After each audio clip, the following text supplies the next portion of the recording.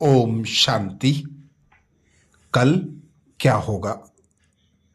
आने वाले भविष्य में जो विघ्न व परिस्थितियां आना है उसके बारे में बाबा ने साकार मुरलियों में और अव्यक्त महावाक्यों में अनेक इशारे दिए हैं। हम उन इशारों का और उन सहज विधियों का मनन कर रहे हैं जिसमें बाबा ने आने वाली विघ्न व परिस्थितियों पर विजय प्राप्त करने के लिए सहज युक्तियां बताई, विशेष इशारे दिए हैं। इससे पहले वीडियो में हमने बाबा के अनेक इशारों का मनन किया। अब आगे से। ओम शांति। बाप दादा बोले, रॉयल्टी के संस्कार अभी से भरने हैं।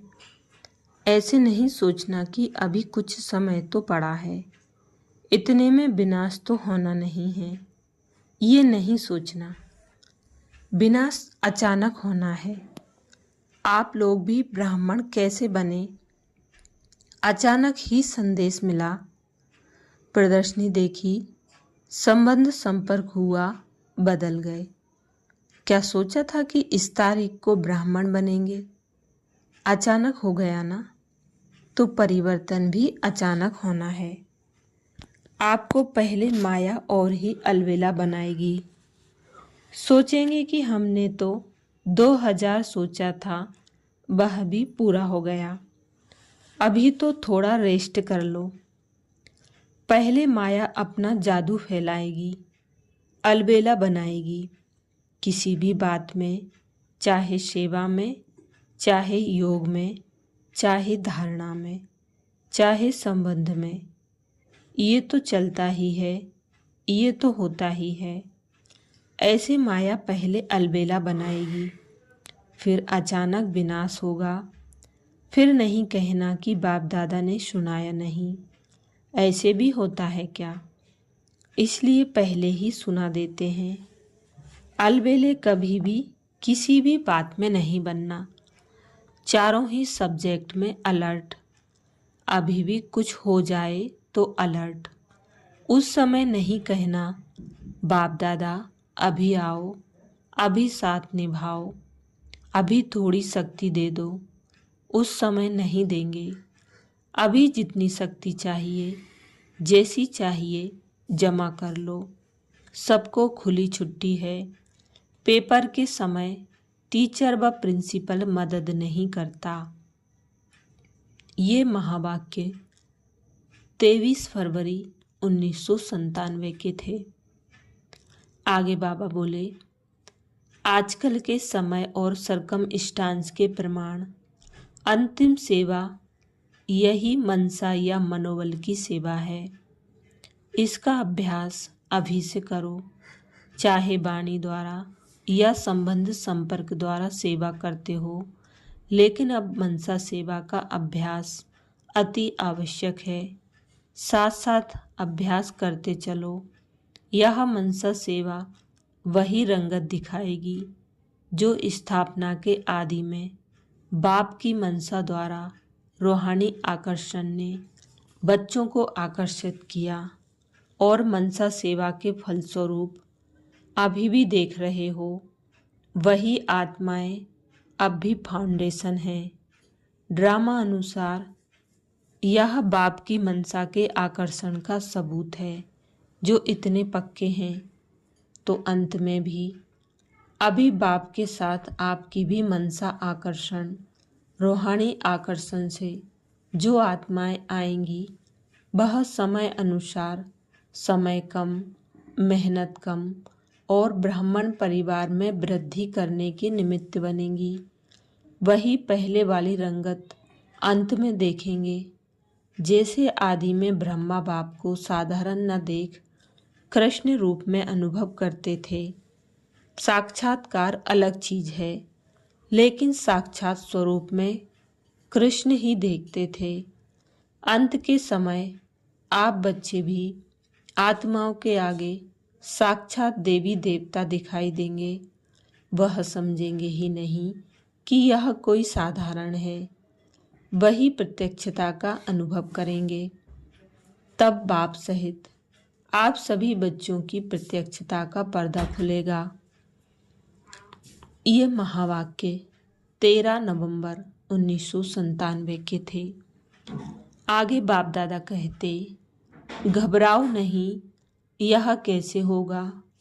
अच्छा होगा, क्योंकि बाप दादा जानते हैं जितना समय नज़दीक आ रहा है उतना नई नई बातें, संस्कार, हिसाब किताब के काले बादल आएंगे।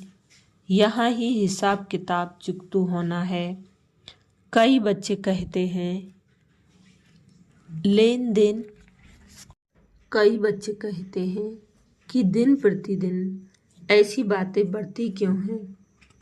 जिन बच्चों को धर्मराज पुरी से क्रॉस नहीं करना है, उन्हों के संगम के इस अंतिम समय में स्वभाव संस्कार के सब हिसाब किताब यहाँ ही चुकतू होने हैं। धर्मराजपुरी में नहीं जाना है। आपके सामने यमदूत नहीं आएंगे। यह बातें ही यमदूत हैं जो यहाँ ही खत्म होनी है। इसलिए घबराना नहीं है। यह महावाक्य 14 दिसंबर 1997 के थे। आगे बाप दादा कहते हैं, अभी समय के टू लेट की घंटी नहीं बजी है, लेकिन बजने वाली है। दिन और डेट नहीं बताएंगे। अचानक ऑर्डर होगा, टू लेट। फिर क्या करेंगे? उस समय जमा करेंगे? कितना भी चाहो समय नहीं मिलेगा। इसलिए बाप दादा बार बार इशारा दे रहे हैं, जमा करो, जमा करो, क्योंकि आपका अभी भी टाइटल है सर्वशक्तिवान, शक्तिवान नहीं, सर्वशक्तिमान। यह महावाक्य 31 जनवरी 1998 के थे। आगे बाप दादा कहते, कोई सोचते हैं ये आत्माएं ही निमित्त क्यों बनी? तो इसका रहस्य यह है कि विशेष समय पर विशेष हिम्मत रखने का प्रत्यक्ष फल सदा काल का फल बन गया है। इसलिए गाया हुआ है, एक कदम हिम्मत का और पदम कदम बाप की मदद के। ये महावाक्य 18 जनवरी 1993 के थे। आगे बाबा कहते, चाहे आप 1 साल के हों या 2 साल के हों, चाहे 4 साल के हों, लेकिन समाप्ति तो एक ही समय होनी है ना। विनाश तो इकट्ठा होगा ना, कि आप कहेंगे हम तो 2 साल के हैं, हमारी सिल्वर जुबली हो जावे, पीछे विनाश होवे। यह तो नहीं होगा। इसलिए पीछे आने वालों को और आगे जाना है। थोड़े समय में बहुत कमाई कर सकते हो। फिर भी आप लोगों को पुरुषार्थ का समय मिला है। आगे चलकर इतना भी समय नहीं मिलेगा। सुनाया था ना, अभी लेट का बोर्ड तो लग गया है, लेकिन टू लेट का बोर्ड नहीं लगा है। तो आप सभी लक्की हो। सिर्फ अपने भाग्य को स्मृति में रखते हुए बढ़ते चलना है, कोई बातों में नहीं जाना। ये महावाक्य 25 नवंबर 1995 के थे। आगे बाबा कहते, दृष्टि की भाषा फरिश्तेपन की निशानी है। यह भी बाप दादा सिखाते रहते हैं। आजकल के समय प्रमाण अगर वाणी द्वारा किसको सुनाओ तो समय भी चाहिए, साहस भी चाहिए। अगर मीठी दृष्टि द्वारा समझाने का प्रयत्न करते हैं तो कितना सहज हो जाता है। मीठी दृष्टि और शुभ वृत्ति यह 1 मिनट में 1 घंटा समझाने का कार्य कर सकते हैं। आजकल यही विधि श्रेष्ठ है और अंत में भी यही विधि काम में आएगी। ये महावाक्य 30 नवंबर 1992 के थे। अच्छा, बाप दादा के और महावाक्य अगले वीडियो में सुनेंगे। ओम शांति।